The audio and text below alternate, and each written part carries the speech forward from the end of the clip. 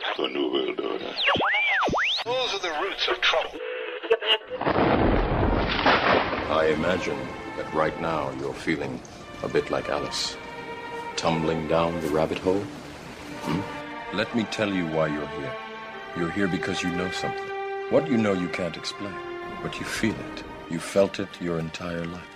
That there's something wrong with the world. You don't know what it is, but it's there, like a splinter in your mind, driving you mad. It is this feeling that has brought you to me. This is your last chance. After this, there is no turning around. You take the blue pill, the story ends. You wake up in your bed and believe whatever you want to. You take the red pill, you stay in Wonderland, and I show you how deep the rabbit hole goes.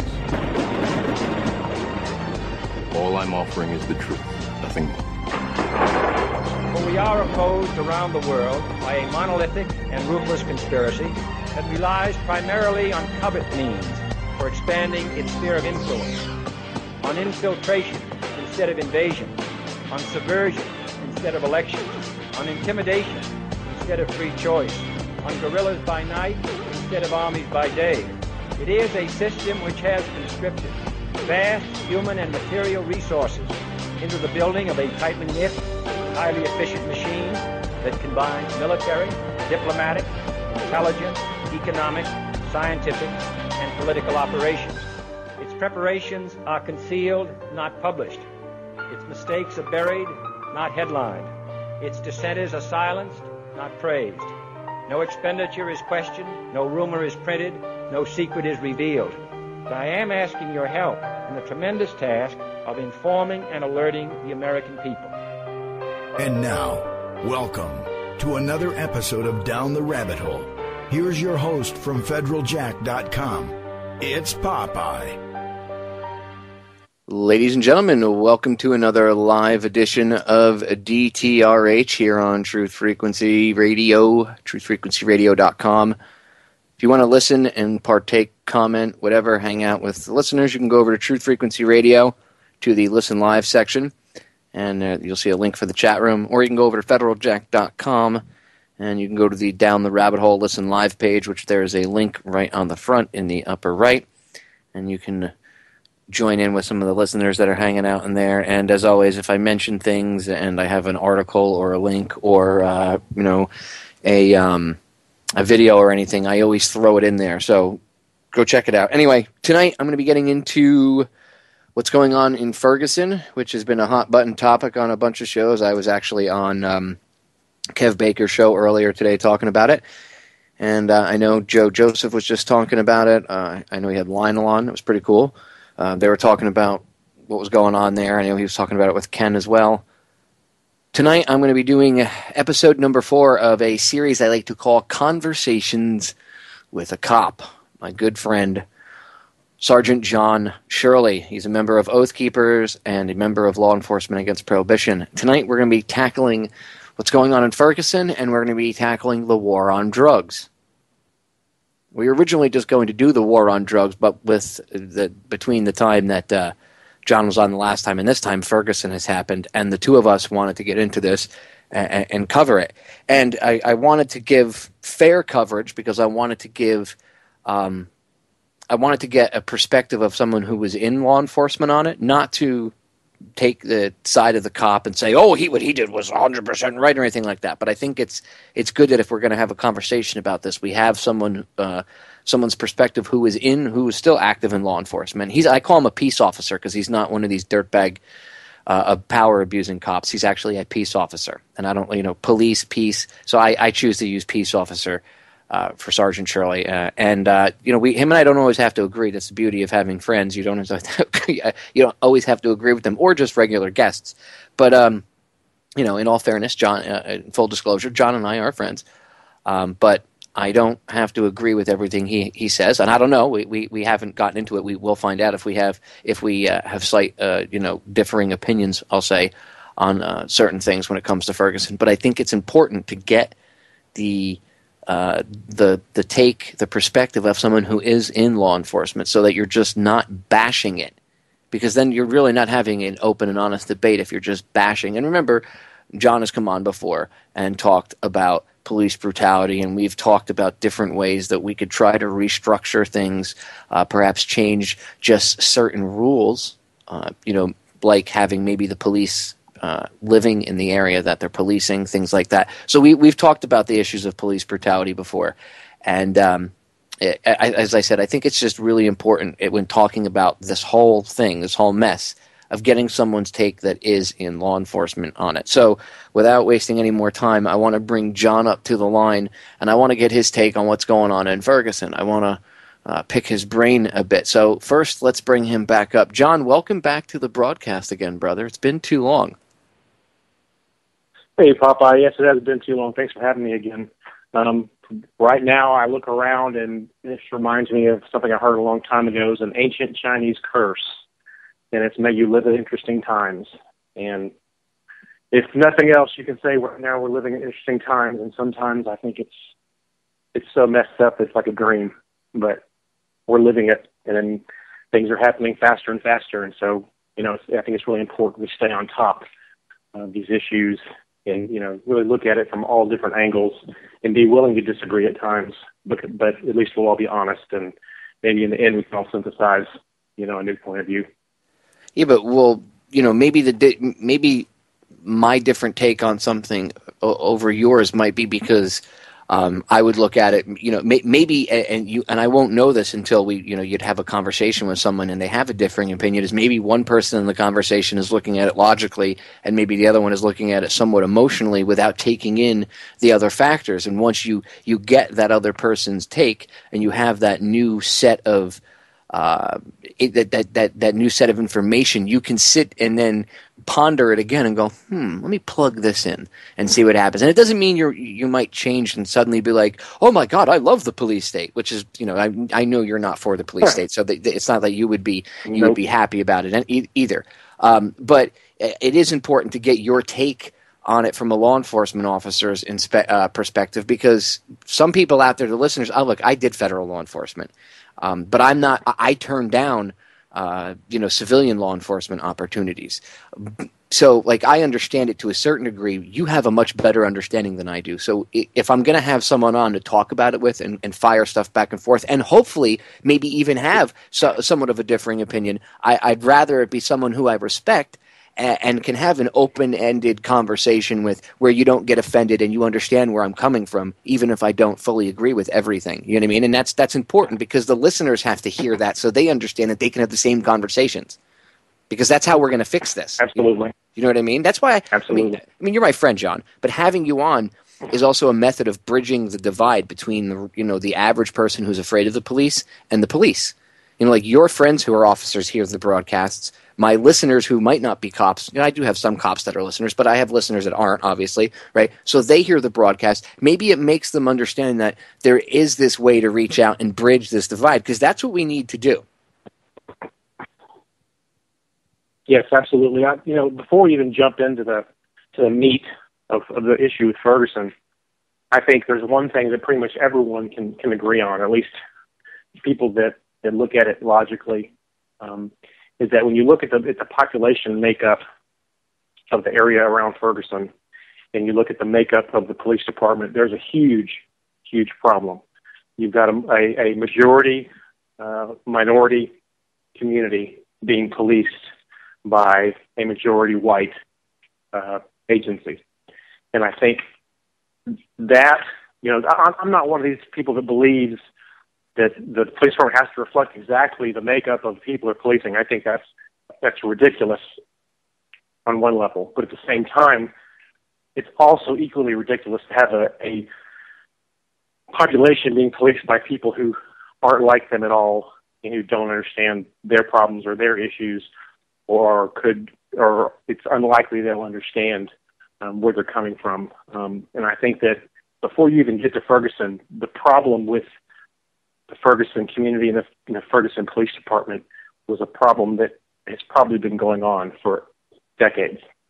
And when you have a flashpoint situation like happened with Mike Brown and the officer, there's immediate distrust, because the citizens of Ferguson don't feel like they have any ownership in their police department.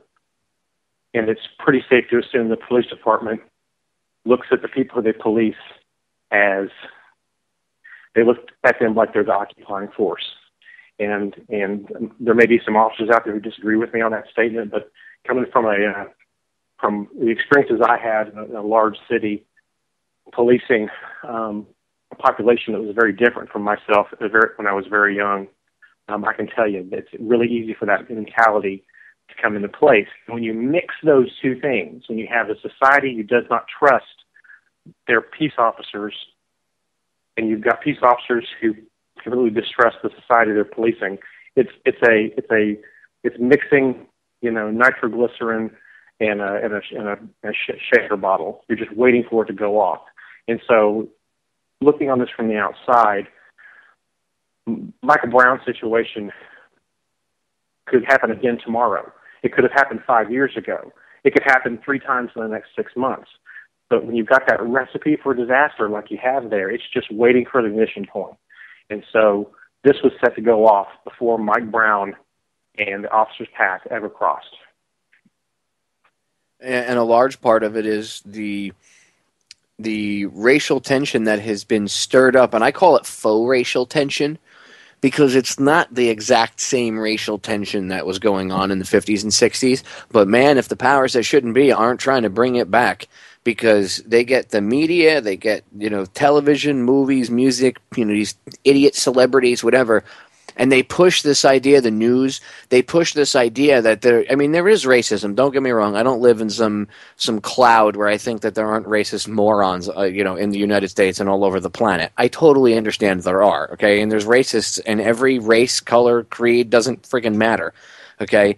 But the media is trying to push this divide, and they're doing a good job at it. And by stirring the emotions, by having people like, Counsel on Foreign Relations Jesse Jackson and his buddy Al Sharpton, shit-stirring extraordinaire, they're going out and they're stirring the pot, and they're basing everything they do on emotion. It's like appeal to emotion, John.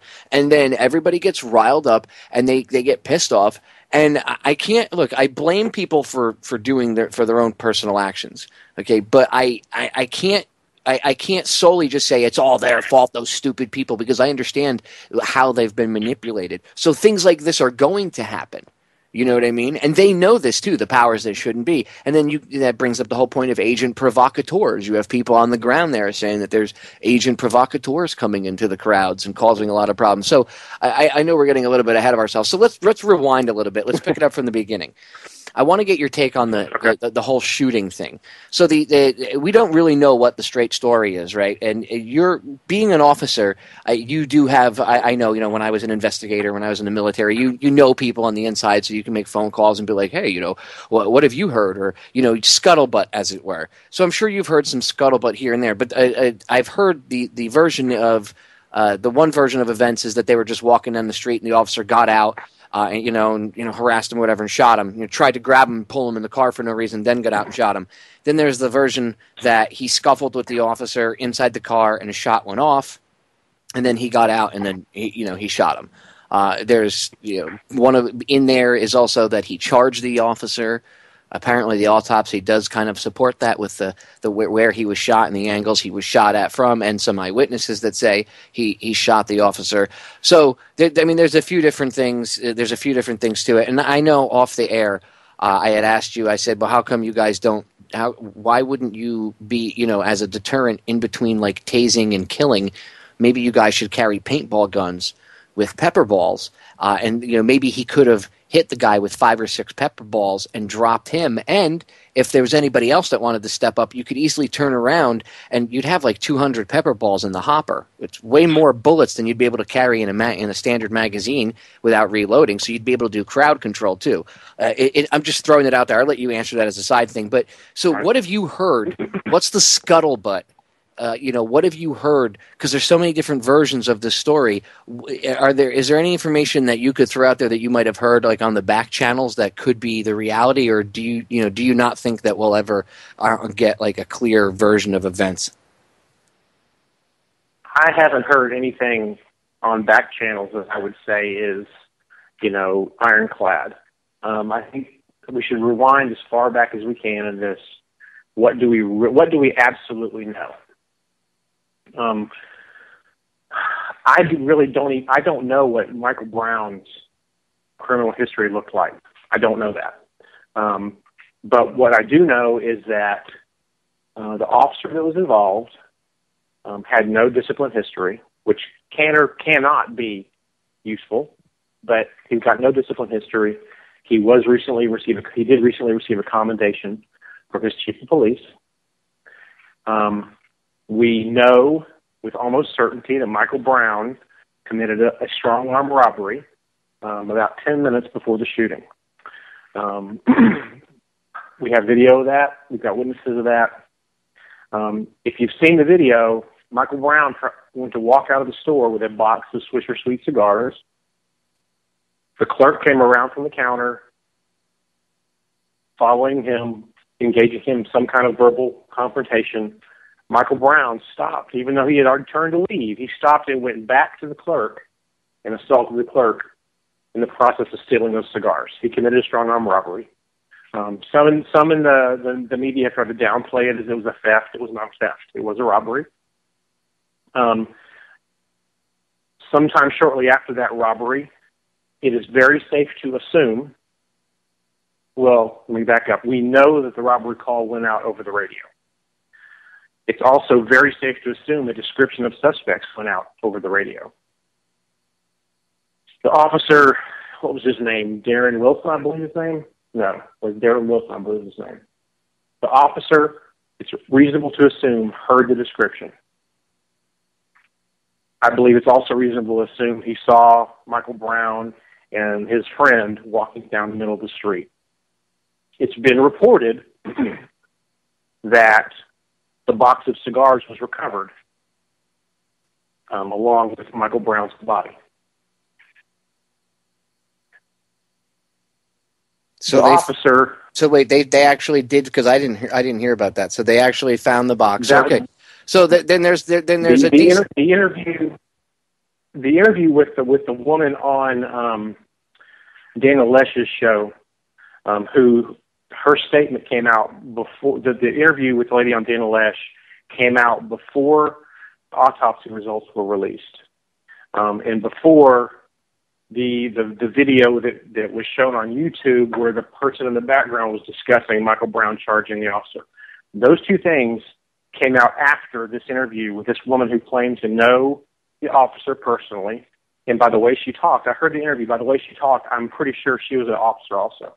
So I'm pretty safe to assume that the officer who or the person who gave the interview on Dana Loesch's show was an officer, and she relayed that when Michael Brown's body was recovered, the cigars were recovered as well.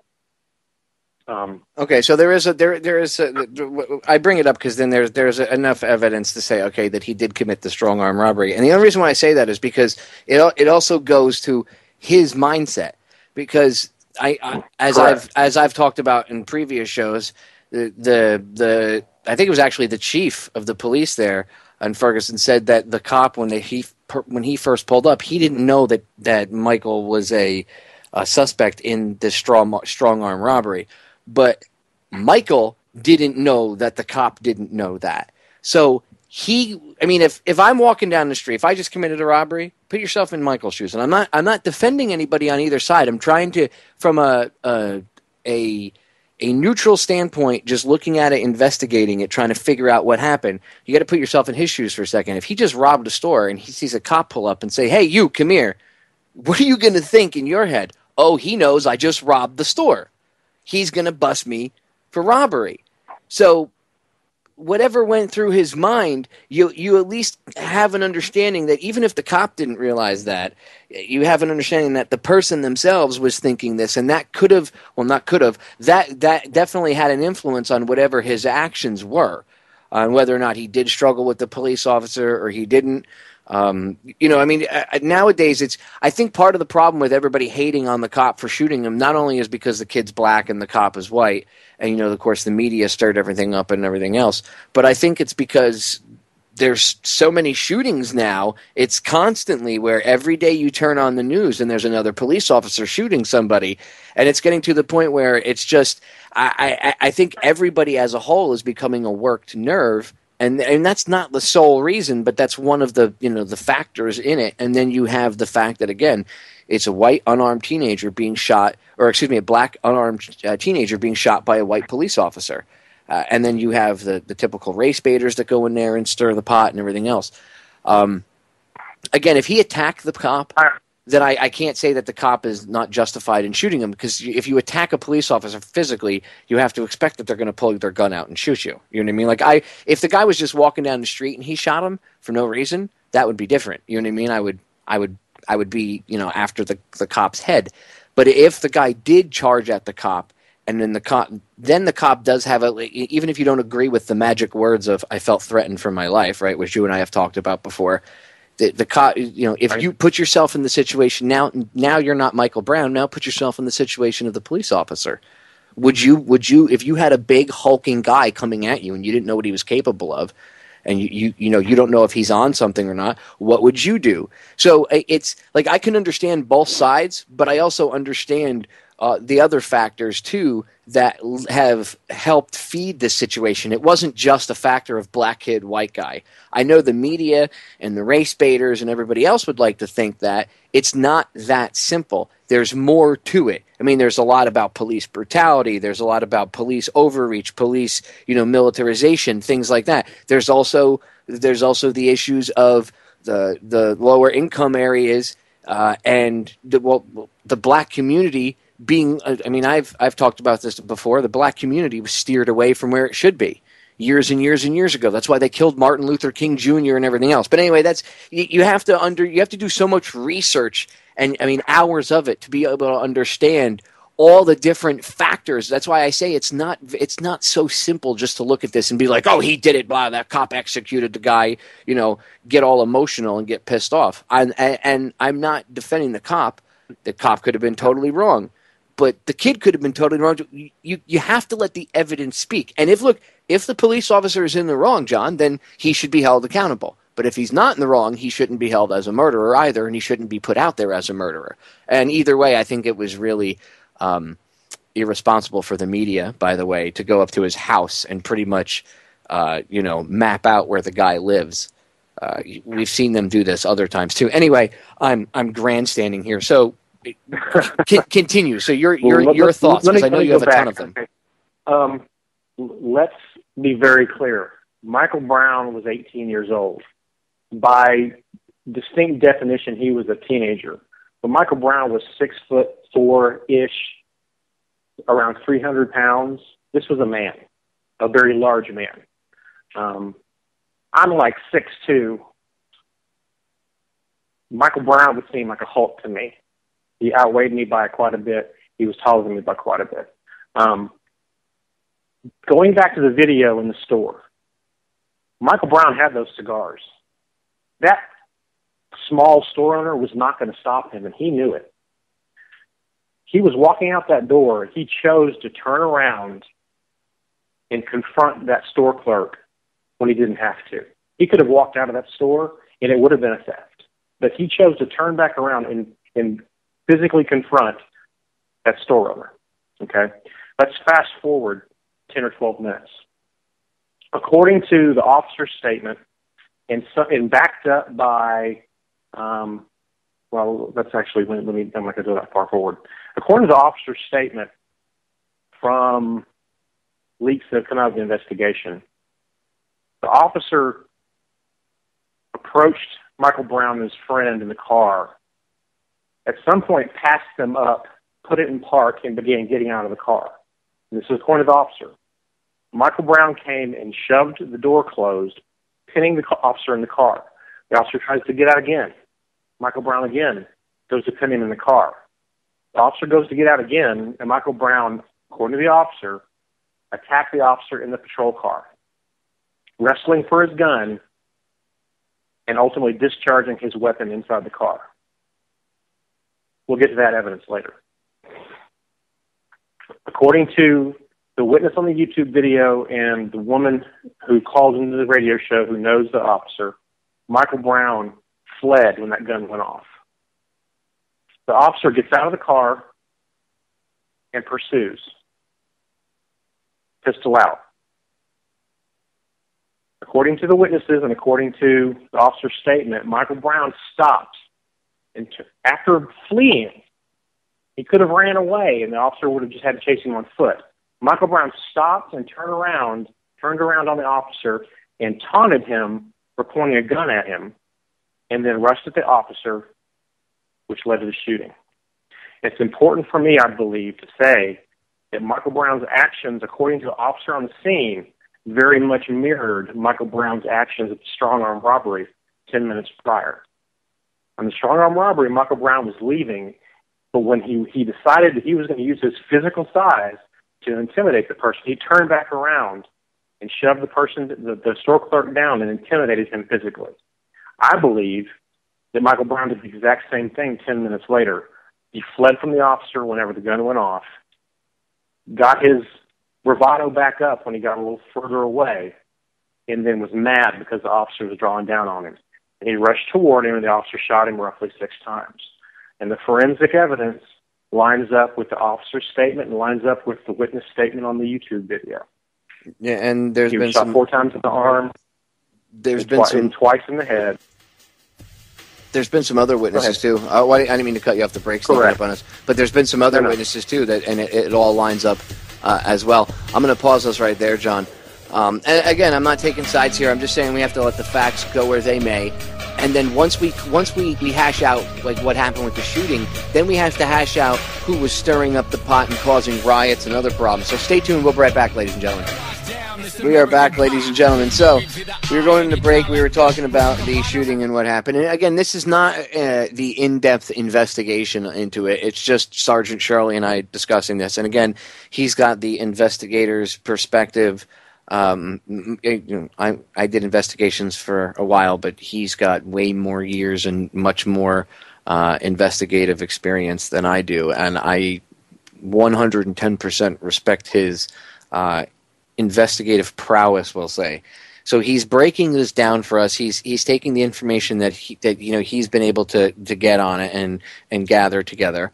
And from what he can see and his own experience, again, it looks like that this could be wrong. This is just us putting it out what we see, what the evidence has already supported, including the autopsy that was released by his parents, that he was facing the officer, that his back wasn't turned, which means he was aggressing towards that. The story of him aggressing that not only the officer but other multiple eyewitnesses said happened did very indeed, or at least the evidence shows. Well, see, we won't say it 100% did happen, but it looks like it did happen the way it's being portrayed, not only by the officer but by the eyewitnesses. Now, I can tell you that I'm 5'5", I'm 170 pounds, okay, and I'm in good shape. I'm a scrapper. I've fought people. I have a tendency to want to rather, grapple with my hands than kill somebody with a gun. I've taken people on that were 6'5" and 250. I've taken big guys on before when I was much younger. Now that I've gotten, and even into my current age, but I can honestly tell you, if I was in that situation. Especially knowing like how my leg is, there is no. I mean, I can run for short distances if I have to, if I'm very well motivated enough. But let's be honest, there is no running the mile for me. And big dude, if I was that cop, big dude would probably mow me over like a freight train. So if I was going to put myself, again, you have to put yourself. A smart investigator will put himself in the position of the individual that they're in this situation, and of both of them, not just one or the other, but both. And if I was in the police officer's position and I had this guy running down, I mean, he doesn't know if the guy's on meth. He doesn't know what's going on. All he knows at this point is this guy already tried to if the story of him pinning him in the car and then the struggle for the gun, and if all that's true, I can understand the mindset of the officer shooting at him. I can not that I might not, you or I might not find it awesome that a life was taken. I don't think that the officer that did it thinks that the life that he had to take, I don't think he's partying about it. I don't think he's high-fiving. I know we often see that. And I think, again, I know that's a huge part of the problem is that you have police officers that do abuse their power and they get caught, high-fiving each other after they kill somebody or something, and it's disgusting behavior. And it gets to the point where it happens so much, the general public is now just completely, every time a police officer steps out of line or does something or does anything, or there's an officer-involved shooting. And I have to be honest, even myself, to a certain degree, if I hear there's an officer-involved shooting, I even am tainted to the point where I'm like, what did the cop do now? Who did he execute? And it's because it's happened so many times, but we have to be careful to not allow ourselves to have that taint the evidence. Now, that being said, if the shooting went down the way it looks so far, and it looks like that he aggressed against the police officer, then I can understand. It's a tragic situation. That's why I said to John off air, it's like a perfect storm of events that came together, and that often when you see a real tragedy, not something where it's a cop being an idiot and overreacting, or the other way around. When you see something like this, I often, when you research it and you investigate into it, it's like a perfect storm of events that came about and led up to this. Now, I can honestly tell you again, if I was in the officer's shoes and I had somebody his size bearing down on me, I would have pulled the trigger myself as well, and I would have lit him up. And a lot of people say, I don't understand why cops shoot so many times, and I'm sure John can attest to this, because cops are trained to start shooting when they come up, and I don't know if they still do this, but I know they used to do this back in the day. They were trained to start shooting as they're bringing the gun up on target. That's why often, a lot of times, you'll see them unload 6, 7, 8 rounds as they're coming up, and you'll see the person hitting the leg 2 or 3 times, hitting the thigh, hitting the chest, and then upper torso area, because they're coming up on target. There's that, and they're also trained to fire until the magazines are empty. Now, I don't know if they still do that, but I know that was the way, one of the ways that they were trained to shoot. And again, people always say, well, shooting and death and killing, just happening too much and blah. It is. There are times that defense and force like that is justified. I'm not saying it was in this case. Again, we need all the facts. All I'm saying is I know that the general public is so tired of the abuse of power and the killing by the bad cops that even if you have a legitimate situation where there is a justified shooting, we'll say, or a clean shooting, as they would say, it's not, or a good shooting. It doesn't matter what you do; it's going to be tainted because of all this pent up anger and resentment towards the police brutality and the previous murders and deaths and stuff that's happened. John, thoughts? There are no winners in this situation. Period. Well, the people who were actually directly involved, there are no winners. I think the news media and the poverty pimps and there may be some winners there in the grand scheme of things. There are no winners of the guys involved. Michael Brown's dead. He may have gone on to great things in his life. We don't know.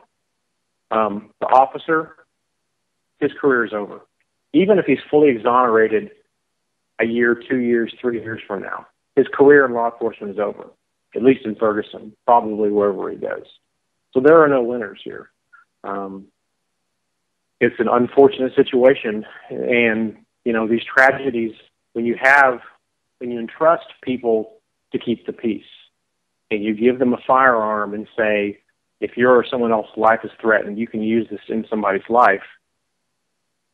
If you give someone that power, you're setting up a situation where there's going to be tragedy. It doesn't matter how bad Michael Brown may have been, his family's still going to mourn his death. He still has a mother who has lost her child and a father who's lost his child. The officer, he's going to lose his career. His family's going to grieve. He's going to have to be looking over his shoulder probably the rest of his life. So there are no winners. And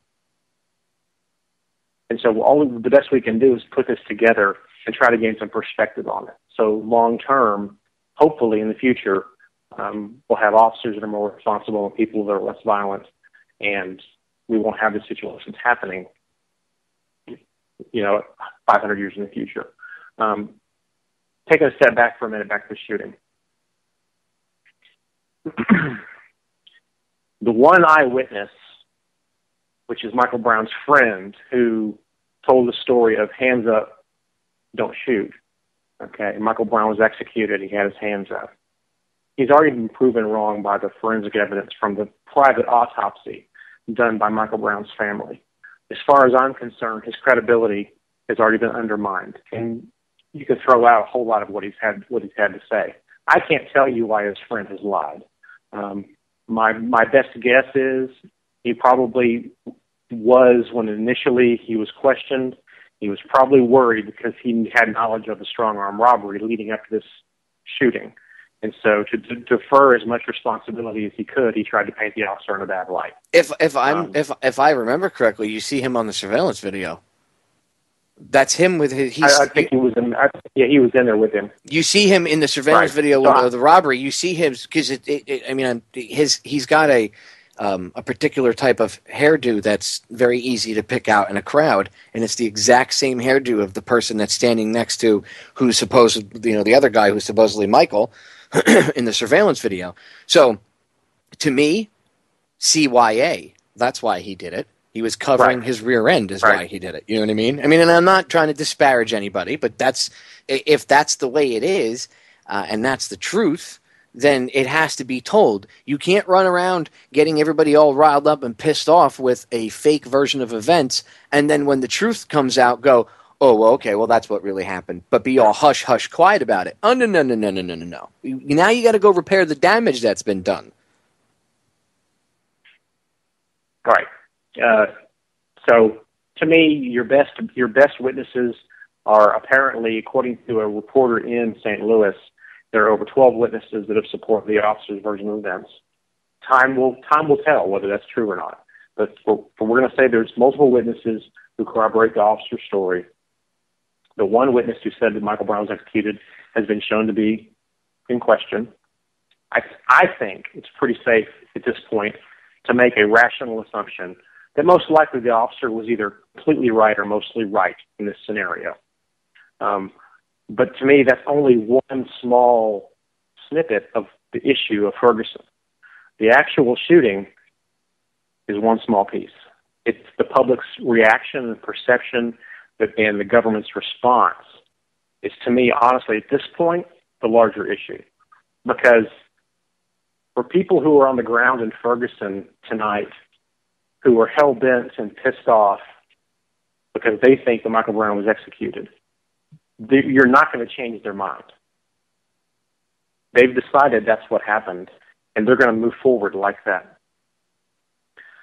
You take into account that there have been outside influences coming into Ferguson from all over the country who are nothing but agent provocateurs and troublemakers whose sole purpose in life is to create mayhem to further their political agenda. So the shooting, as far as I'm concerned, is a done deal. So now I think it would be smart to look at what happened in the aftermath. And I've done, since we first talked about me coming on the air about this a week ago, I've done a lot of reading and a lot of listening on this. And my understanding is the first night after the shooting, there was legitimate rioting the first night after the shooting. You had the Quick Trip burned to the ground. You had the convenience store, I say burned to the ground, burned up. You had the convenience store where the strong-arm robbery took place burned up. You had general mayhem. Police response would have been City of Ferguson Police and St. Louis County Police.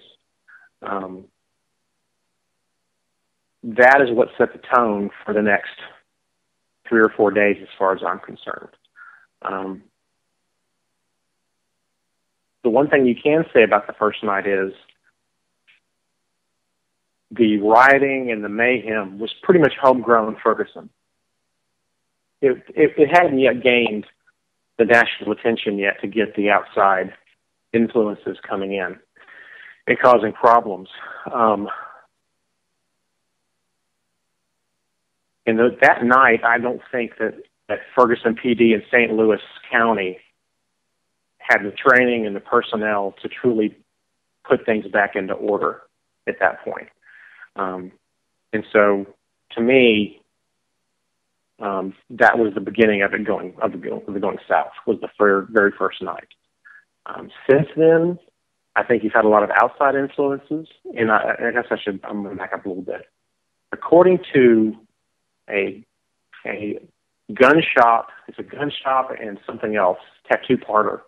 It's located a short distance from the Quick Trip and the convenience store that was burned.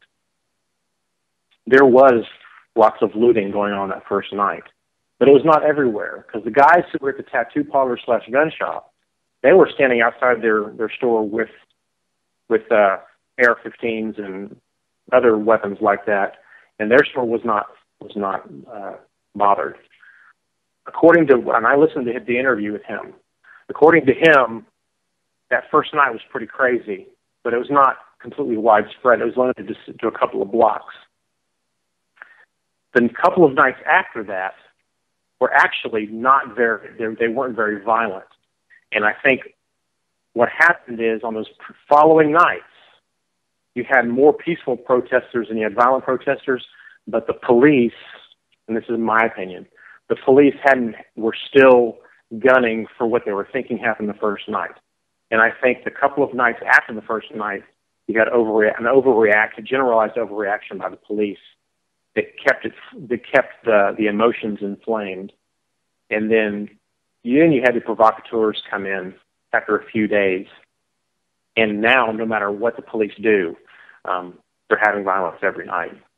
And at this point, I really don't know. Looking at this from a civil liberties perspective, because I take civil liberties very seriously. When I took my oath, I took it very seriously. And looking at it now, I don't know how you go at this problem that's happening right now and cure it.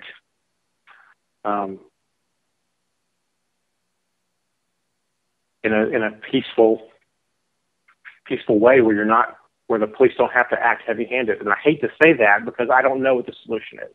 I've been doing my job for 20 years at the police department. I spent 10 years of that on a riot control squad who trained all the time on riot control. And I'm telling you, I'm looking at what's happening there right now. I don't know what they're going to do other than give it time and let it smolder out. Maybe you have some thoughts on that, Popeye, but I'm just at a lack of words on where to go from here. And I think it's been mishandled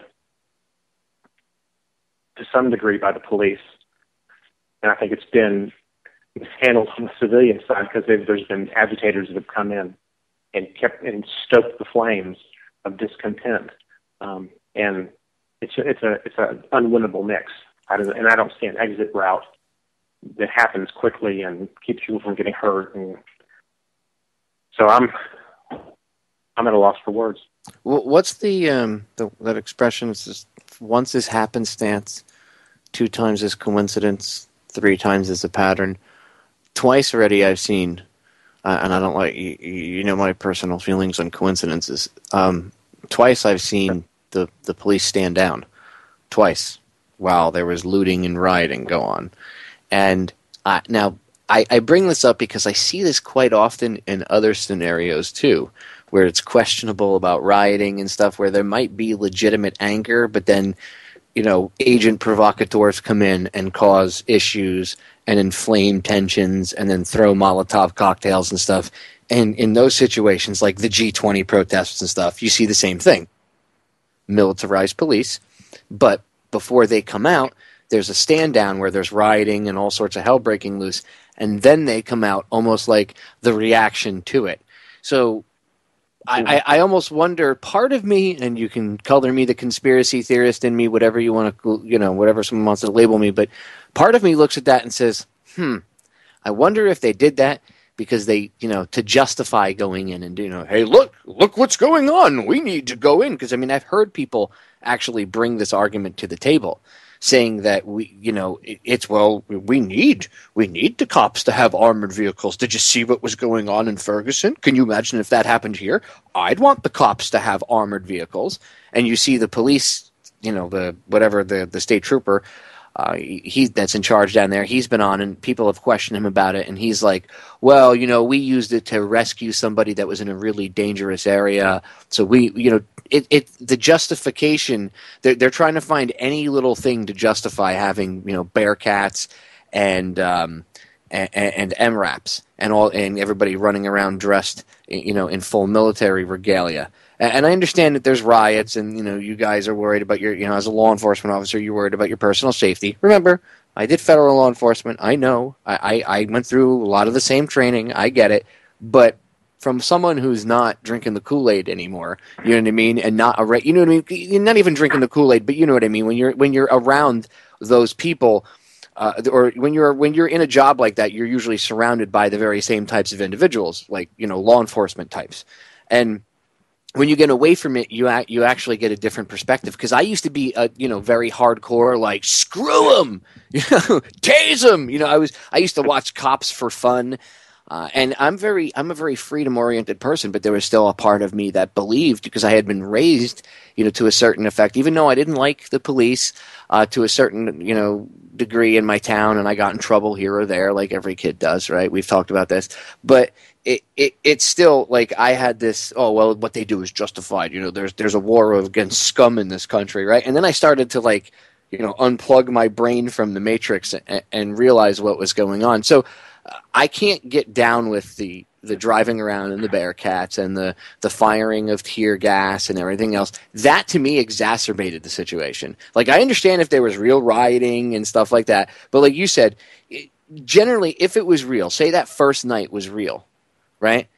That it had calmed down, and quite often, more often than not, if that is real, because there is real riots as opposed to people that stoke them, right? Like black bloc type individuals, things like that. You're going to need some sort of release to calm the situation down, because it brings all that emotion, to the surface. It is going to boil over. So yeah, you will see genuine rioting and stuff like that. And I can understand to a certain degree, maybe forming a line and not allowing it to come further up, and get further, spread further, trying to contain it into an area, and then, try to calm the situation down. But going in dressed like G.I. Joe and firing tear gas and everything else and using LRADs and then driving around, literally creating the very scenario that we have all, when I say we, freedom-minded individuals, people that have been talking about this for years, whatever you want to call us. I hate the term conspiracy theorists, but, for lack of a better term, what all the conspiracy theorists have been saying for years, that they're going to use this equipment on the very streets of the, no, they won't. You'll never see that for when there's protests and things. Like, you guys are crazy. Now you see it, right? Now it's right in your face. It's right there, and they're trying to find every little reason to justify the existence. So to me, the whole fact that there was a stand down twice, it's a little bit shady. Your thoughts? Yes, it's shady, but looking at the entire snenario, I think they were out of their league and they didn't know what to do. And so, let me couch this in the idea that I do believe there is an element of problem, reaction, solution going on here. And I'm not going to point fingers at who's pulling the puppet strings or who stands to gain in the end, but I do believe that is an aspect of what's going on here. And the militarization of the police, which I'm very much against, contributed to this problem. When it contributed, I can't say exactly. The first night, the problem should have been contained. They should have closed off that area, taken video as much as possible, arrest the people that are obviously breaking the law, identify the ones that are coming out of the restricted area, because your videotape's going to probably show other things that were going on. And then, honestly, and as much as I hate this as a civil libertarian, you've got to keep you have to keep a lid on that area so that can't be the focal point of what was going on. I think what happened with them out there is they had changing command structure, so there was never any unity of command going on out there. First, it was a city, then it was a county, then it was a state, and so there was no unity of what was going on. And so the hope was, I'm sure, every time someone would be put in charge, the hope was, well, we're going to sit back and see if it happens again. And so they'd sit on their hands, and it would happen again, and then they'd go and they'd have to overreact to quell real violence. And then the political winds blew. They changed leadership structure because somebody wasn't happy about what went on. The new guys come out and go, we don't want to be real heavy-handed, so we're going to sit back and see what happens. Maybe it'll calm down. Oh, it didn't calm down. It's happening again. So then we have to go in. And so you had a cycle of inaction followed by what could be argued as overreaction. But I think mainly it's because you've got groups of people who don't know how to handle a riot situation. And there's probably a bunch of causes of that. I don't have a whole lot of faith in the riot control training that went on in Ferguson PD in St. Louis County. I come from a very large agency. We trained all the time in riot control, but you know what? We haven't had a true riot in the area where I have been involved for decades, okay? And I was trained well. I'm not sure that the group that I trained with would react correctly in a real live riot situation that went on for days and days. I can tell you for sure that Ferguson PD, St. Louis County, and even state troopers with Missouri State Patrol, I can tell you they don't know what they're doing. Because my agency gave probably some of the best training that's probably available nationwide. And I'm not sure that we would have done the right thing. So what this all equals out to is that you've got continuing violence, cycles of violence, because nobody knows how to fix it. And when someone doesn't fix it in a short amount of time, you pass it off to somebody else, and it becomes somebody else's problem. And then for a day or so, then that person's the new savior. He's going to fix everything. Like that captain from the Missouri State Patrol who grew up in the area. He was brought in, and for 24 hours, things were calm. He solved the problem. He's from the area. He understands. But you know what? There's more going on. It's not just the people of Ferguson who are causing problems or potentially causing problems. It's people from the outside who want to cause problems, who want to be agitators for their own political purposes.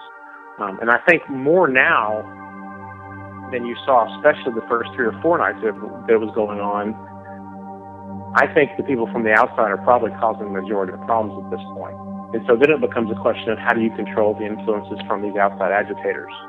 And I'm not sure that there's a viable solution that'll be both effective and politically expedient.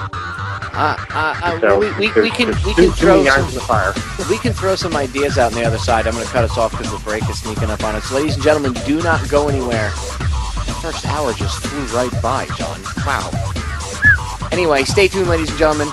Hour 2 coming up. 3 short minutes.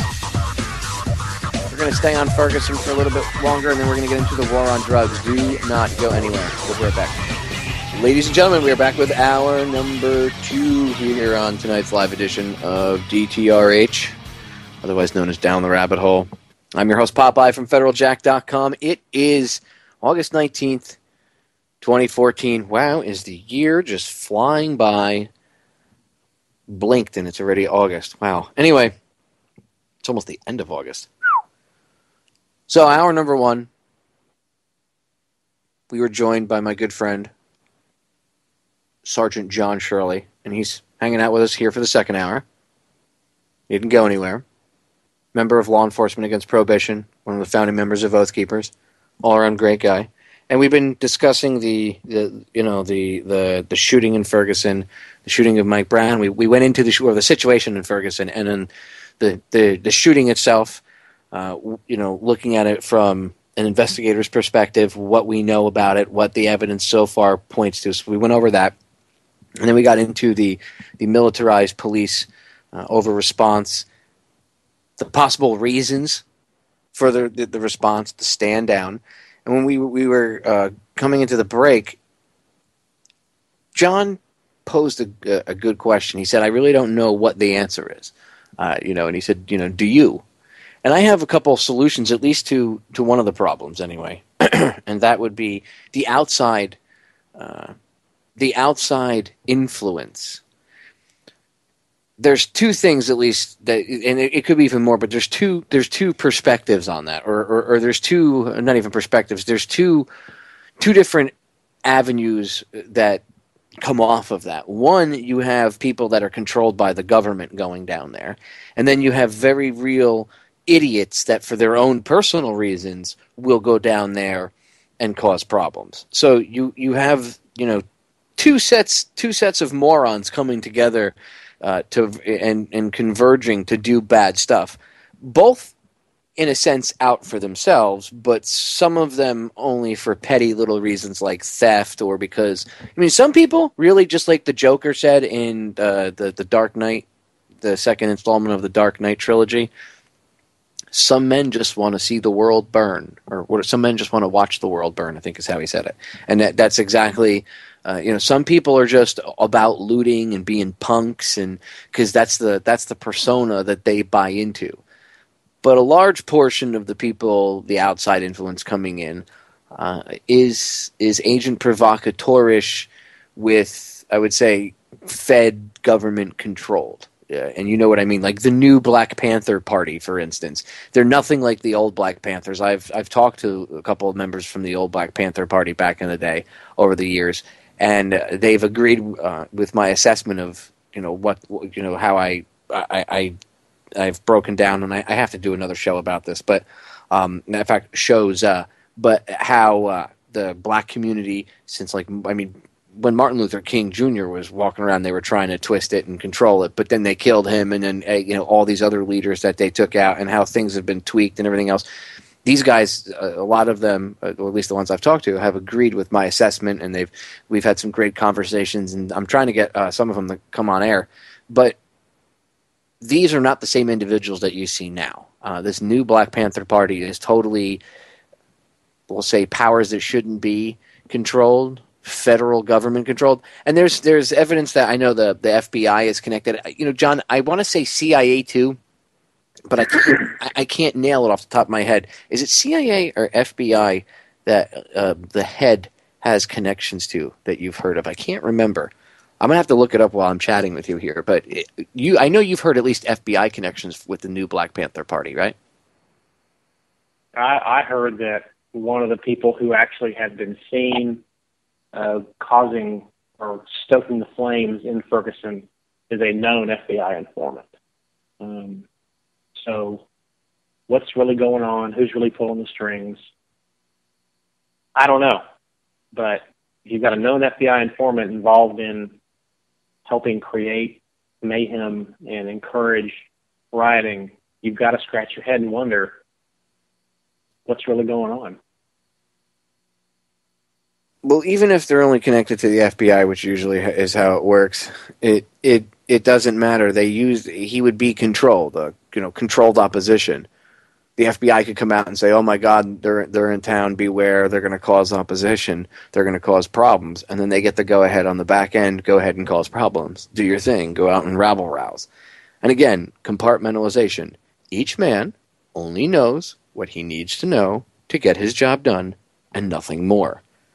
That is the exact definition of compartmentalization, meaning the people at the very top know what's going on, and then they tell their little lower lieutenants what they need to know so that their lieutenants, can go do their job and get their underlings to do their jobs. And then that underling that the lieutenant tells goes and tells whoever underneath him what he needs to know to get that, for that person to get their job done. And it goes down the line, and that's how it goes. So the guy at the very bottom, the ones that are outgoing and causing trouble, it's just like our soldiers, right? They're sent out to go do the dirty deeds, and the people at the very top are the ones that are actually planning the dirty deeds and understand the real depth of what's going on, as opposed to the people on the ground usually don't. And that's how it's done. Anybody with half a brain and 5 minutes of research and understanding of how any of this stuff works, these power structures work, understand, and that's how it is. Anyway, I see a lot of this controlled opposition, John. I see a lot of at least 50% of the problem is controlled opposition, and then you do have genuine people coming in as well that are pissed off. And then if you remove them, the other is, like I said, you do have these lower level scumbags that they'll try to come in and get whatever, whether it be money or just because, like the Joker said, some men just want to watch the world burn. It all depends, but I find that at least 50% to 60% of it is fomented. And then it's like, if it's got connections to the FBI or DHS or whoever, why? Why would you allow them to go out there so that you guys could? Is this a practice run? Is it a way of not so much practice run for martial law, but is it a way of them getting the general public used to seeing this type of event? You ever think of that? You ever think that maybe the people at the very, very top know how to manipulate the entire situation so that it plays out like this over the course of a week or 2 weeks on purpose? So, and then they get their media, they have the people that control the media. Hey, you focus on this, you do this. You over here, you in the law enforcement, you do this. You over here, you do this. And then the people at the very top, they're working all of these people like chess pieces to create this scenario for the almost like set pieces, not even chess pieces, but set pieces in a live action play, John, for the rest of the world, or at least in this case, the rest of the country to look at and get used to seeing this type of equipment being deployed on the streets of America against protesters, whether they're burning buildings down or peacefully protesting. Doesn't matter. That's more like, how did Donald Sutherland say it in JFK? That's more like window dressing and background stuff, like almost like pictures on the walls and stuff, as it were, in the movie. It's background details. It's somewhat important, but not the main reason. So maybe the main reason is getting people used to seeing this equipment being deployed.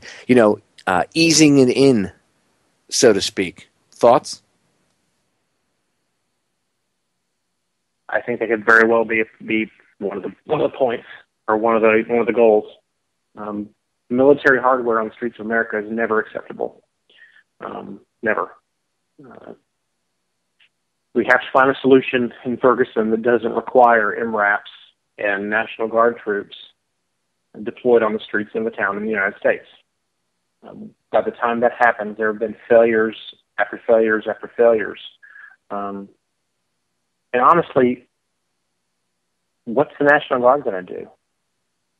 Are they really going to tell National Guard troops, you've got these rules of engagement, and one of them includes mowing down civilians? It's not going to happen. So they're just window dressing.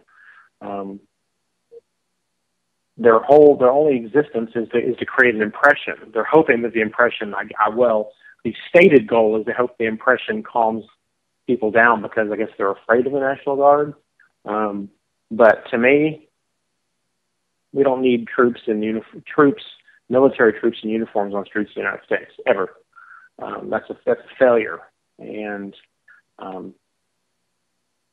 I think, unfortunately, they're just fodder for the politicos who are pulling the strings. Last I heard, the National Guard their sole purpose was to guard the command post, which really shows me that they're really there for no purpose other than window dressing. We're not going to solve this by over-militarizing, because nobody's going to agree that we need to use this military equipment against the American people. So it's just a scare tactic, or a tactic to get people used to seeing the stuff on the street. And it's not the job of law enforcement to be an occupying army, and we have to get the National Guard not uninvolved with the situation, because they're not going to help. They're going to cause more problems. And honestly, I'm not even sure the National Guard is trained even as well as probably Ferguson PD is at controlling crowd control situations.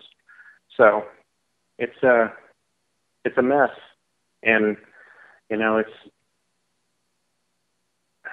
it's hard to look away from this and not think that those that are in power like to see the mayhem, because it gives them a reason for being. It gives them a reason for equipping the city officers or the peace officers with military equipment. And at the same time, it stokes the other side of the coin, people railing against the police, and creates more anger and distrust. So it's once again rolls into the whole Hegelian dialectic, problem, reaction, solution. The problem is, depending on your viewpoint, either the mayhem on the streets or the over-militarized police. Okay? Well, the reaction is to more militarize the police or increase the distrust of the citizens. So the solution is obviously more government, more control. What are the people on the ground in Ferguson doing? They're calling for the feds to come in. We're going to fix everything. That's the solution. You can't trust these yokels. You need the federal government to come in. So it's a bad cycle, and until the cooler heads prevail and the truth comes out, and hopefully time gives everybody a little perspective on this issue, there's going to be no winning it. I'm sure to the agitators on the streets, they want to see this officer strung up. In fact, I heard on a radio show that some of the protesters were asked what could happen that would make you stop protesting. And the answer was they wanted the officer arrested, the chief fired, and they wanted more jobs for the people in their community. Nowhere in there was their desire for the truth to come out, for the full story to be told. They want the officer arrested, the chief fired, and more jobs. So there's nothing that's realistically going to happen in this situation. Well, I say realistically. I guess it's possible they could arrest the officer, no matter what the facts are. But there's not going to be satisfying results. They're going to get these protesters to just all of a sudden decide to disband. Well, I mean, even arresting the officer isn't going to solve any problems. I mean, even what would that do short term? And then when the guy goes to court and then things are presented and they say, no, this was just, let's say it was a justified shooting. We'll just say, just for the sake of argument. And then, but they arrest him anyway, and it goes to court, and then it was proved it was justified. You know, say there's overwhelming proof it's justified, and or the jury just finds that it's justified. Either way, that's how it works. Look what happened with Zimmerman. They arrested him purely on political reasons, and for political grandstanding / trying to appease a certain group of individuals, and it ended up still not working, right? The guy, whether or not you agree with him getting off, of the charge of murder and being released, it doesn't matter. That's not the point. The point is they made a spectacle out of him by arresting him and made an example out of him, and everybody cheered and everything. But when it went to court, he still got away, right? He still, if you're pissed at him, you're like, well, he got away with murder. So he still got away. So then, arresting him's not going to do anything. I don't see any real solutions being brought to the table. Well, they need more black police officers in there. But the problem is you don't have people in order to enforce the laws, you have to have an education. You have to have of law. And I'm not saying all the cops, whatever their hiring standards are. I'm sure they have to have some sort of background, academy, whatnot. How are you going to fund all these people to go through that? Who are you going to select? Okay, I totally get with getting more black police officers, but how are you going to get people to want to be cops and go through all that training and go through, like, say they want 2 years of college or something and then go to the academy? How are you going to get people to stay on the track if they need something, and I'm not picking on them, because they need something up front to pay the bills. I've been in that situation, so I understand. How do you get someone to go jump through the hoops for 3 years to get all the training required if they can't afford to pay the bills now, and they need to work 12 hours or 14 hours a day in order to make ends meet? How do you expect, you know what I mean? So, like, there's a lot of unrealistic expectations. Not that it shouldn't be a little bit more demographically equal, and that's really hard to do because demographics themselves fluctuate. But I understand that it is a little bit like if you have I don't know how many, I think there was like 50 something officers, right? So let's say there's 50 officers in the department. If 3 of them are black and everybody else is white, and it's a predominantly black area, okay, I can understand that the disparity there. Maybe try to get half at least. 50-50 That way, and honestly, you and I were discussing this. I think another part of the problem is the fact that because police departments, and you can get into why they do this, but I know that as on a bigger level, it's about show of force, right? So the more cop cars on the street, it looks like there's more cops out there, even if it's just a tactical thing. I get the idea, but honestly, it's not tactically efficient to have one cop, one car. If there were two officers in this situation, perhaps he wouldn't have come up to the car the way he did, because they would have known that there's two cops in the car. So maybe his attitude right off the bat would have been different, meaning Michael Brown's. Maybe the scenario wouldn't have played out the way it did, and he wouldn't have gotten shot, and this young man's life wouldn't have been ended. Maybe he would have gotten arrested, maybe he would have gotten charged, but maybe he wouldn't be dead. And I'm not saying it specifically because there was only one cop, but that adds to the whole equation overall. The cop was by himself. And, I understand the police want to do the chiefs and, whoever the commissioners, they want their officers to look, tactically, they want it to look like there's more out on the street. And I get the whole concept of faster response times and all that. But still, I think for the officer's safety as well, because now you're putting the officer into this mindset.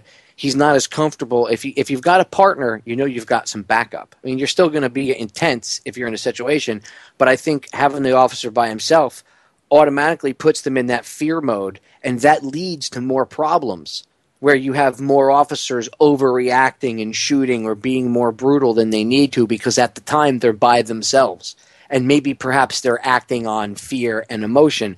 And I'm not saying that having two of them there would stop that all the time, but I think that having a partner there would ebb that fear back a little bit. And perhaps the one guy, like it used to be, a lot of times you'd have one guy that was would think one way, one guy that would think another, and they would play well off one another. Look, you've been a police officer for a long time. You know what I'm talking about. You've worked with other cops before, where I'm sure you've ridden with a partner before, and you understand that there's just a different flow and a different feeling when you're by yourself as opposed to when you have a partner with you. So I think that would go a long way with solving some of these problems in the long run. I mean, and this is stuff that has to be done because, when we're throwing solutions out there, it all has to be done long run. Nothing is going to fix this short term. Everybody has to understand and get off the emotional bandwagon and understand that you're not going to snap your fingers and all this is going to end tomorrow. But if we start implementing some of these positive ideas, it will change just as fast as it changed into bad from where it went to where it is now. Again, the police officers, when I was a kid, used to wear uniforms, but they were sharp uniforms with ties. And you looked at them and you're like, wow, I want to be a cop. Now you look at cops and people are like, oh, it's the Dick Squad. Right? Because they look like more like an occupying force than they do your friendly beat cop, the way it was when I was a kid. And I think that just as fast as it went downhill, we can get it back.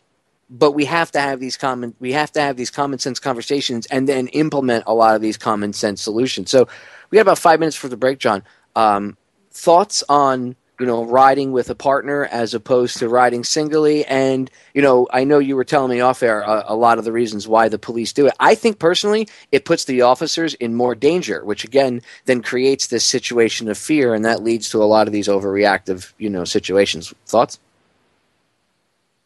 There have been all kinds of studies done on one-man units versus two-man units. And personally, my opinion is you throw those all out. I think the real reason that most officers you see riding one-man units these days are because police departments live and die by response times. Anytime you see a department trumpeting what they're doing for the community, part of it, I guarantee, is going to be how quickly we respond to code calls, your emergency-type calls.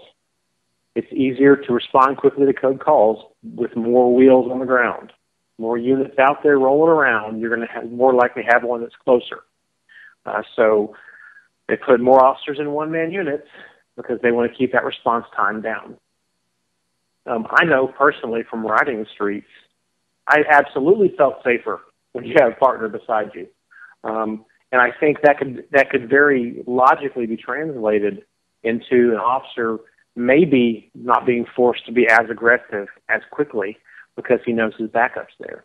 And I do believe that if this officer in the Michael Brown situation would have had backup, it could have been different. I'm not saying it would have been different. It could have been different because that officer would have known his backup is right there, and he wouldn't be feeling like he was taking on this large man by himself. So I do think that makes a big difference, one-man unit versus two-man units. And you know what? The reality is a department could deploy two-man units in areas they know that are higher crime areas. And there's nobody's saying that certain race areas need to have two-man units versus not. You just look at the crime stats. Your high crime areas need to have more two-man units to deal with more aggressive situations, so the officers feel safer and they're not as likely to have to go to a higher level of force. Because that officer in that situation, he was, there's a force continuum, but as circumstances dictate, you skip over steps in that continuum.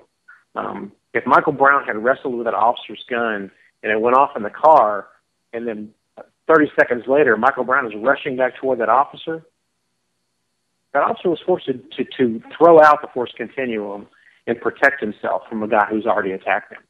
So you got to have more two-man units. And what was the other aspect, Popeye, you were talking about? Well, I had asked you off air why they do, why they don't really do it, and was it just a show of force thing, or was it other logistics included? And you covered that pretty much. Which, I mean, honestly, I think that's just one aspect of it. I don't think that's going to solve the whole problem, sending them all out. Solutions. Oh yeah, you asked me about or you were talking about going forward, and I think that it's going to be a long haul for Ferguson PD and for St. Louis County, but they've got to figure out a way to get buy-in by the people of Ferguson into what their officers are doing. And I don't know if that's increasing the number of minorities in the police department, if that's having a citizens police academy so that you have people in the community that are aware of the kind of things that officers go through. But to me, the emergency on the ground for Ferguson PD and for St. Louis County is to figure out a way to regain the trust of their citizens. So that would be job one, and that might even be something like a citizens review panel, a citizens review committee that will review all use of force incidents among those officers. And officers hate to hear that, but the reality is we derive our just powers from the people that we protect. So we should be expecting to have our actions reviewed by the people we protect. Here's my problem. Here's my problem with like citizen review boards or any of this stuff. It's going to be, if they do things the way I think they're going to do, it'll take them a year or 2 years before you get anything positive out of it, because they'll have to have reviews and they'll have to schedule it. And this month isn't good, so next month, the committee can't meet next month because Marge has a baby shower to go to, so we'll have to reschedule for the following month. And that's why things, literally, that's why things take forever, because it's stupid. Honestly, I think if you want a rock solid solution to this, I think one of the things we have to do is you don't want to rush, but you have to act a little bit expeditiously, and perhaps reform things to get people in the community. Try to reach out to get people in the community genuinely interested in perhaps being involved in law enforcement, in the long run in that community, to help again bridge that divide. But the other half of it too, or at least another part of it, is getting rid of the whole mentality of we're at war with the citizens. That goes to the drug war and a few other things. Anyway, break sneaking up. Stay tuned. 3 short minutes. Don't go anywhere. So we are back, ladies and gentlemen. Final segment. Hanging out with my good friend, Sergeant John Shirley. Still an active duty peace officer. And again, rare perspective. And it's funny, John, we thought we were going to have somewhat of a difference of opinion on this, but our opinion doesn't really vary too much. Again, your non-coppishness comes out of you as you talk, because even though you do talk, you broke it down. You said, look, it does look like perhaps the guy, at least in the case of the officer shooting him, it wasn't the officer executing him. It was what would be considered a clean or a good shoot. you're not like, hoo-ha, yes, they should ride the tanks over the protesters and take them out, even the genuinely pissed off ones that were genuinely rioting. So your trademark nickname is what do they call you, the non-cop? Is that your nickname? The uncop. Yeah, your uncopishness still oozes out. And I honestly don't think that we really differ too much in opinion on it. I mean, either way, we both understand that. Even if Michael Brown did charge the guy, he was 19 years old, and perhaps in an adrenaline-filled, machismo-filled, anger-filled, adolescent-filled, bad decision, he lost his life. At the end of the day, it doesn't really matter if you put all that stuff aside. And a 19-year-old boy is dead. The police officer's life is forever changed. Whether you believe it or not, I'm sure the guy's going to have issues about this for the rest of his life, especially because of all the problems that have happened since it. Right? That the people that live in Ferguson, their lives are changed. The shop owner, all these people, the stores that got looted, everybody there, everything is now completely changed, and there's a lot of bad that did come out of this. We have to look at it introspectively to try to learn from it and make sure this doesn't happen again. Now, a lot of people, again, are pissed off about the whole military style reaction by the police departments. Now, you and I originally, and we'll end up doing another show, where I guess we can rip the war on drugs more proper, but we have about 23 minutes, so and this needs to be said. The whole reason, or one, and that's not the reason, that the real reason behind the scenes, but the whole justification for these vehicles was originally war on drugs related. They started arming with the 1033 program. It wasn't just to really fight. I mean, they said to fight crime, but it was always under the guise of the war on drugs, because cops were getting killed when they would do, raids on houses and stuff. And I understand the whole, you serve a warrant, you kick a door in, you might get shot. That's genuine. You get shot, well, it is your job. Marines get shot doing their job, and they do the same thing. They kick doors in. There's kind of an inherent risk in doing that job. So one shouldn't take that job if you go. I mean, yes, you should go out of your way to protect yourself, but you can't go around screaming every time, "Well, I got shot at." Well, that's what you do for a living, is get shot at. If you don't want to get shot at, don't do it for a living. What can I tell you? You know what I mean? Like, if you don't want to get shot at, don't do what you're doing for a living. Don't be a police officer kicking doors in, or serving drug warrants, or fighting the war on drugs. Don't try to be a drug warrior, we'll say. So, with that being said, I don't agree with the militarization of the police. I'm not happy about it. I'm not happy about whatever excuses they use for it. War on drugs, this, whatever that. I know much deeper. It's crap. It's garbage. From a police officer's perspective, from someone who sees this firsthand, I'm sure you've seen Bearcats or MRAPs and stuff being used by SWAT teams and stuff.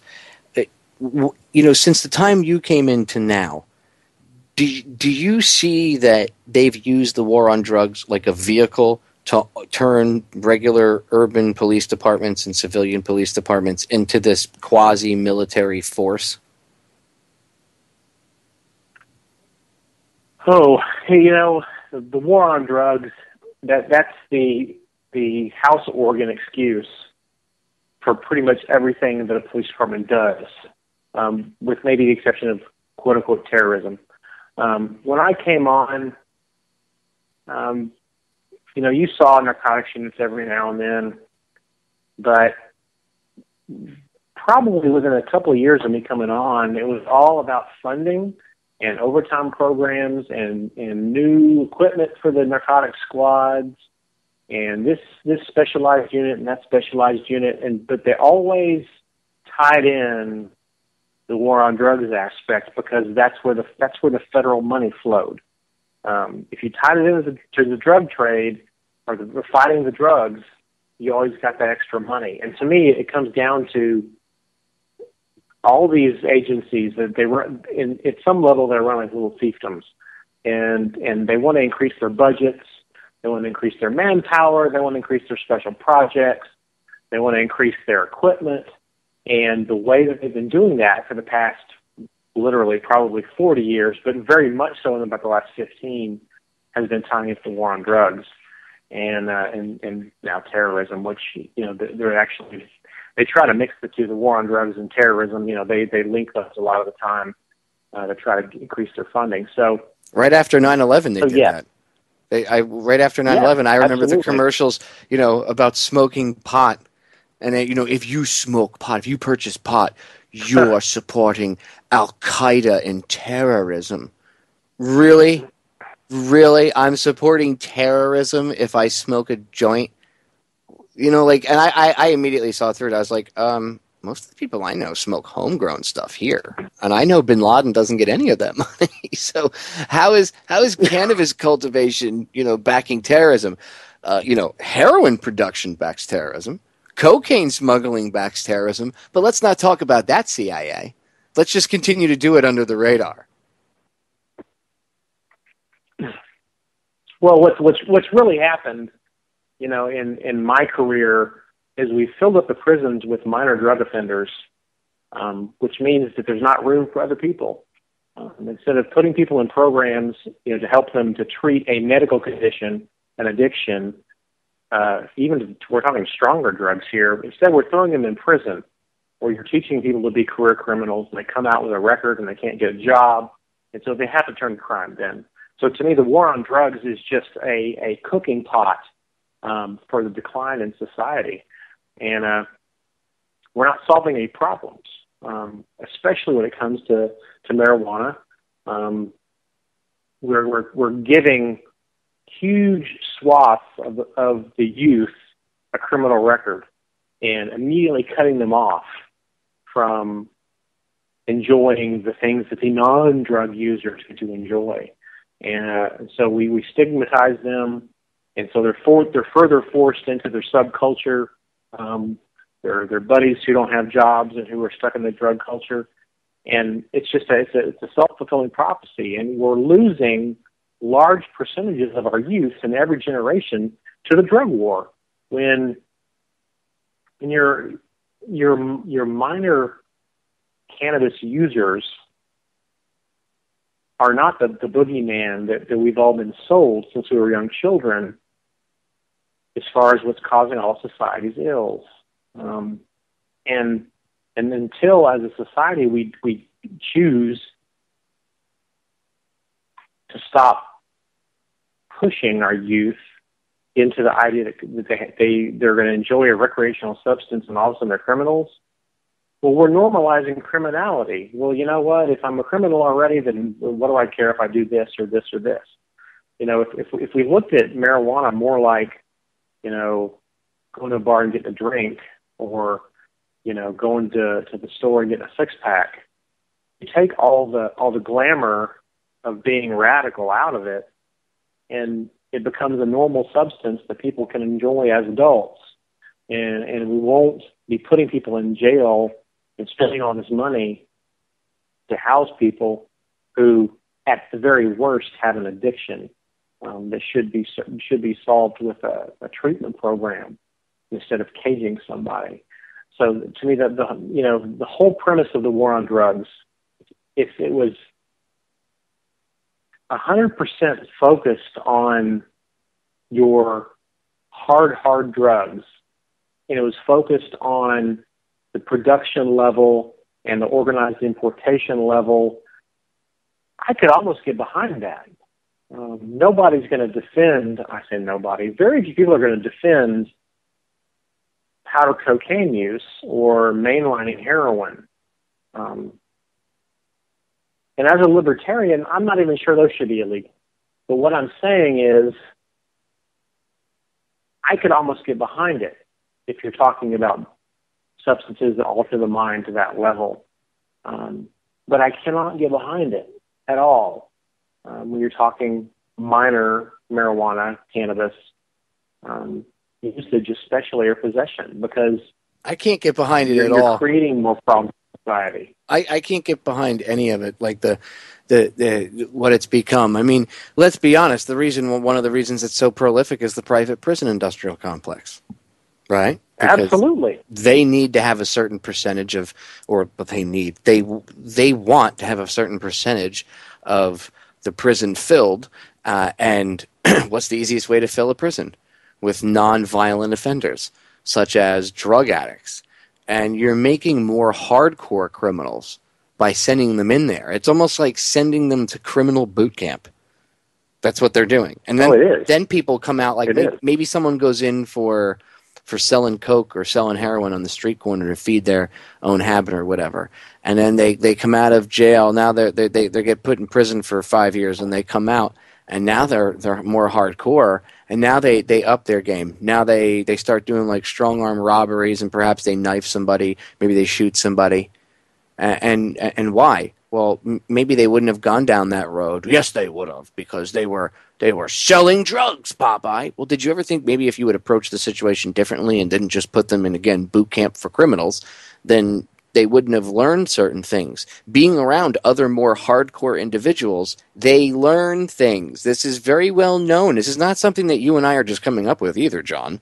So if they really wanted to solve the problems of society, they would know not to just stick people inside of concrete cages with bars on them. But they don't care. It's all about housing people to make money, and then once you have those people in those units, where they have them housed, well, then now they've turned them into private slavery.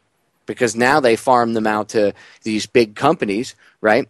And they'll say if you call customer service at 3 o'clock in the morning and you're happy that your customer service agent speaks perfect English, well, I have news for you. The reason why your customer service agent speaks perfect English is everybody's like, oh, they brought the jobs back to America. Oh, they brought them back all right, but they're not building a call center out in the middle of nowhere. What they're doing is they hire they have the prison. The prisoners themselves will be the labor, and the prison will either have a facility built on the property, or it will have a facility turned into a call center, and sometimes at the expense to a certain degree of the company. But it's still cheaper for them to do that because they don't have to pay, meaning the company, they don't have to pay for and quite often, and more than not, because they're private, the private companies just build the stuff and then they market it out. But even if a company had to pay a little bit, kick in a little bit of money to perhaps, help the prison construct one of these buildings, it's still cheaper for the prison, for them to pay the prison and even kick in a few bucks, okay, to help with the construction costs, if there was any in that situation, than it is for them to go out and build their own building or buy a building and then staff it, insure it, water, electric, everything else, and then pay for everybody to be there. It's cheaper because now you have these prisoners. So instead of paying somebody, we'll say the standard rate for customer service rep, and I'm just throwing this out there, we'll say it's $10 an hour, right? Well, or say if they had to pay somebody out in the field to do it, we'll say it's $12 an hour. Well, what they can do is they charge the prison, say that they have the prison do it. The prison charges them, we'll say, maybe $9 or $10 an hour. I'm just throwing numbers out here to understand. So it's cheaper per person per hour. So they'll charge the prison, like, say, $10 an hour instead of $12, instead of the company being forced to pay $12 to, like, an outside individual. So each prisoner they charge $10 per hour for, and then the prisoners themselves are only making 25 cents or 50 cents. So where does all that income that the prison gets? Well, it goes to the prison itself, and then I'm sure the warden gets a bonus for being a good boy and continuing his job and doing his things. And I'm sure people up the food chain, or maybe even some lower down the food chain, get bonuses here or there. But for the most part, that money pads the pockets of the people that own the prisons. And then to top it off, the prisons have deals with these local cities and counties and the states, and they have contracts with most of the states that they have to keep a certain percentage of, like say, and some of it's on state level, some of it's on county level, depending on where you live, where you go.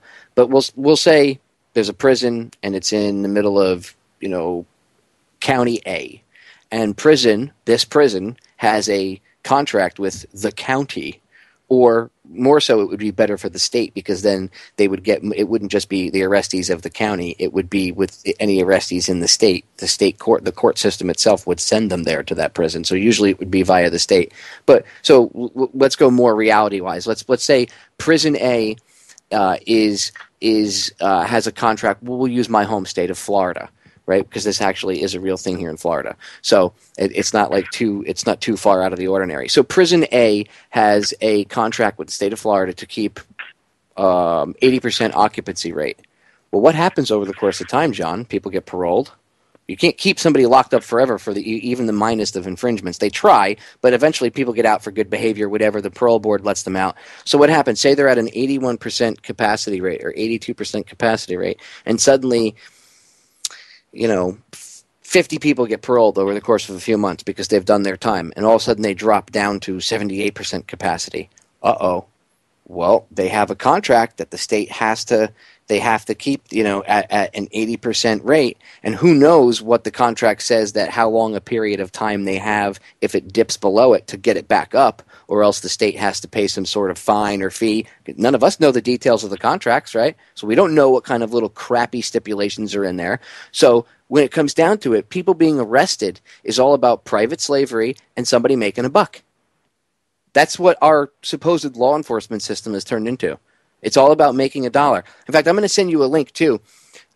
Down here, the city of Miami Beach is flipping out because they have a parking enforcement division that is separate from the police department. Did you know the parking enforcement division is the only division, and I'm sure it's still the same way. When I lived in Miami Beach, they were the only ones that didn't have to submit a budget to the city because they were self-sufficient. That's how much money they made.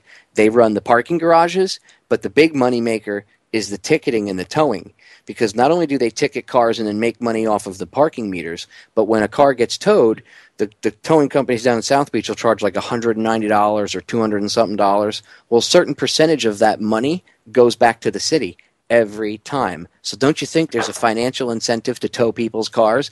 But they're pissed because they just put in this new electronic system and it's not working. So because their system isn't working, they can't write tickets. And they're all pissed off because they can't write tickets. And they're like, look, we lost $16,000 in revenue already. This is what we estimate because we haven't been able to write any tickets in the past couple weeks because it's not right. And they're actually bitching on the news, and they're trying to sell it to the taxpayers that the taxpayers are losing money because they're not able to collect this revenue.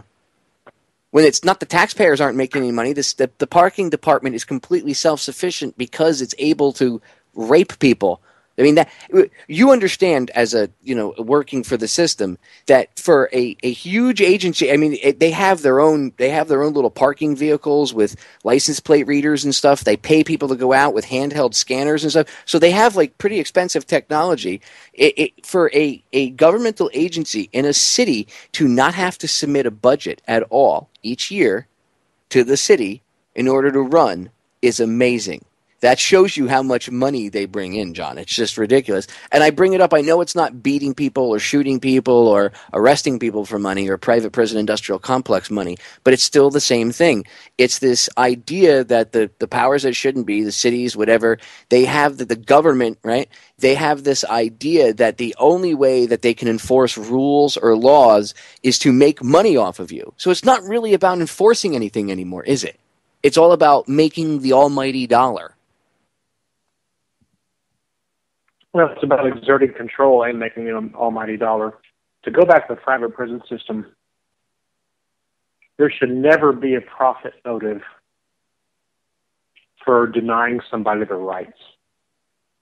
And by allowing the private prison system, the government has installed a profit motive for depriving people of their rights. And to me, that is evil. It's crazy. And it's evil. And so one of the things that needs to be done is we need to get rid of the whole private prison system. There are things the government does that should cause some economic pain to the government. Depriving people of their rights should be one of those things that we should encourage the government to do as judiciously and as little as possible. But when you build a profit motive into something like depriving someone of their rights, what is that company going to do? They want to increase their profits. So they want to increase the number of people who are incarcerated. So they're going to not only, encourage additional arrests and incarcerations, they're going to pay lobbyists to lobby for tougher drug sentencing laws and for other laws to be toughened up and for, mandatory sentences to be put in because they want as many people as possible in their prison. So that's number one. Number two, the whole idea of government is they want to extract as much money from you as possible in as many ways as possible. And I'm pretty sure that where I live too, they've privatized the parking Nazis, as we call them. And in fact, they don't even hide it here. They're paid bonuses based upon the number of tickets they write. So once again, you're incentivizing extracting of money from the citizens, which, it kind of harkens back to government is the problem. I think we need a government or government at some level, but government becomes the problem whenever their whole reason for being is extracting your money and taking your freedom away. I mean, what kind of world do we live in where that's our government? They want to take your money and take your freedom. So the system's broken, and until the people stand up collectively and demand that things get righted again, we're going to get more of the same. And it's just not just only at the ballot box, because you can only do so much at the ballot box as far as I'm concerned, because I'm not even convinced that what goes on at the ballot box is legitimate. So the people have to get educated and get active. Well said. We got a few minutes left, John. Final thoughts, on the whole Ferguson situation. Maybe everybody needs to keep their head on a swivel, but stay calm. I think, everybody naturally wants things to be solved immediately. They want immediate answers to what happened. Our 24-hour news cycle, we demand answers now. And all the answers are only going to be provided long term. All the witness statements aren't going to be out tomorrow. It's going to take months, if not a year. If there's a trial, it's going to take a while to get through. And so I would hope that the people out in Ferguson would listen to everything that's going on and all the statements that are coming out, and the rhetoric will back off a little bit. And if the officer's in the wrong, he needs to go to prison, period, without question. But at the same time, if the officer was in the right, or if Michael Brown was in the wrong, well, you know what? We need to stop burning things. We need to stop rioting. And you know what? If the guy who's burning a car down the street is not from there, is not a citizen of Ferguson, and he's just causing problems, well, we need to figure out a way to get him out of there. Because burning up a town based upon what looks like to be a lie, it does not serve anybody's purpose who lives in Ferguson. It serves the purposes of the powers that shouldn't be, that want the mayhem at certain levels, because it allows them to further militarize the police and to further drive that wedge between the people and the peace officers, so that the people don't trust the cops and the cops don't trust the people, and that way they're more easily controlled. So I just want people to break their programming,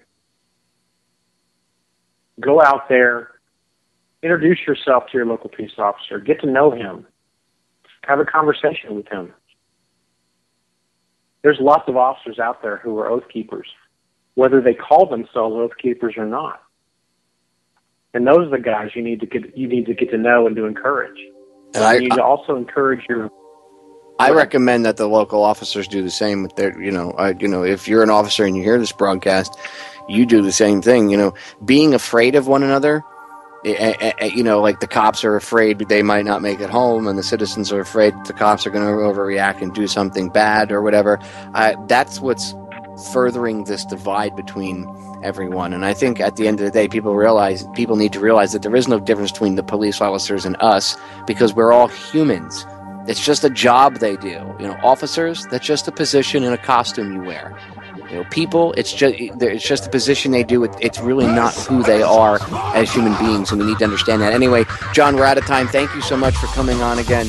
As always, it is a pleasure and an honor. Ladies and gentlemen, Sergeant John Shirley. I'll get him back on and go back into the war on drugs even further and break things down. Anyway, we are out of time. So I always tell you, the solutions to our problems, ladies and gentlemen, are an inside job. Be the hero I know you all are inside. I love you all. We're out of here.